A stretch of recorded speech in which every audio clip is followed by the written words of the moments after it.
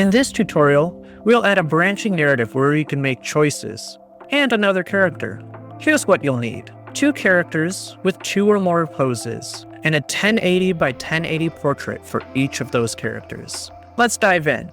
First, open up the adventure we've been working on. Then, select the Characters button on the top middle of the screen. Select New to create a new character. Give the character a name. I'll name this one Zardomander.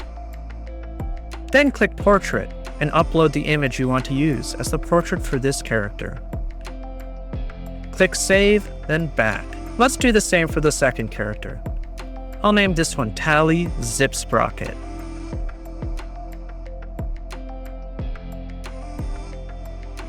Navigate back to the adventure flow once you've created those characters by clicking Adventure. Double-click on the 2D scene we made. Then click Edit 2D Scene at the top middle of the screen. Let's rename that image Character 1 to Zardomander. Now let's add a new character to the scene. Click Add New Image and select that second character. And click Submit. Rename the image to Tally Zipsprocket, or whatever name you want to give your second character. Check the Show in Logic Engine checkbox. Resize Tally and then right-click and click Flip Horizontal so she's facing Zardo. Then click the plus for State and click Manage States and select the angry state we made in the previous video.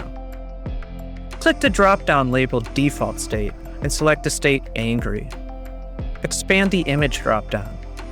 Click on the image and choose the second pose for your new character. Click Submit, then click Save and Back. Add a new text event in the Events palette on the top left. Click on the new text event you just made and rename it to Branching Choices. You may have already noticed, but there's no arrow pointing to that new text event you just made.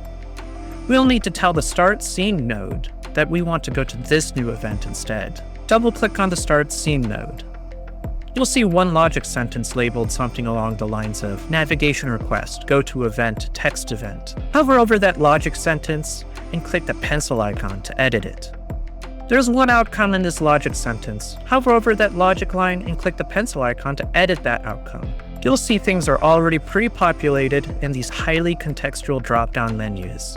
This is where the logic of our system comes into play. Simply put, this outcome is saying, navigate to an event that equals the event text events. We just called it text event, so it's called text event. In that last box, change text event to branching choices. Click Save, Save, and Save. Double-click on branching choices to begin building the conversation. Add a basic node. In the main text, say something like, Hey Zardo, how are you doing? Click the plus icon for character. Choose Tally as the selected character. Change the portrait position to the right. Right-click the basic text node and click New Choices. Click the Choices node that was just made. Enter the text. What should I say? Then, on the node itself, click the plus icon to add a new choice, and type in what you want the choice to be. Let's say this choice is, I'm feeling really angry. Right-click that choice and click New Basic Text. Click on the New Text node and name it Zardo Angry.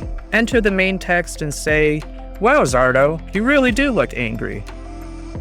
Click the plus icon for character and choose Tally Zipsprocket. Set the portrait position to the right. Click the choice node again. On the right, under Choices, you should see that choice you made.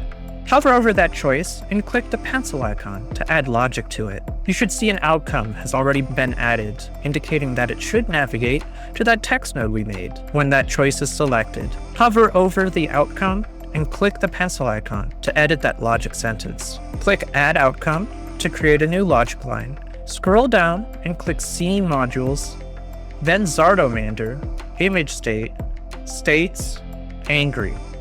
Click Save, Save, and Save. In the node palette on the top left, select Basic Text. Notice how it's not connected to anything right now. This is because we didn't right-click on an existing node to connect it automatically. Click on the new basic text node you made and rename it to Tally Angry. In the main text field, put "You're right, I am angry." Move it to below the Zardo Angry text node. Click the plus icon for character. Choose Tally as the selected character. Change the portrait position to the right. Click the Choices node. On the right, hover over the same choice we just edited and click the plus icon. This will duplicate that choice. Hover over that second choice and click the pencil icon. Let's change the name to "I'm fine, but you look kind of angry, Tally." Scroll down to Outcomes and click the pencil icon of that logic sentence. Hover over the Go To Text logic line and click the pencil icon there. It's currently navigating to Zardo Angry, but we want it to go to Tally Angry. So click the option in the category list to Tally Angry, then click Save. Next, hover over the second logic line and click the pencil icon. In the Scene Module menu, change the character from Zardomander to Tally Zip Sprocket. Set the state to Angry in the states list. Click Save, Save, and Save. Let's see how it plays out. Click the play button at the top middle of the screen. If you already have a session running, click the refresh button to the right of the play button. Congratulations, you've now made a visual novel with branching narrative choices. Thank you for joining me in this tutorial. I'll see you in the next one. Happy forging, everyone!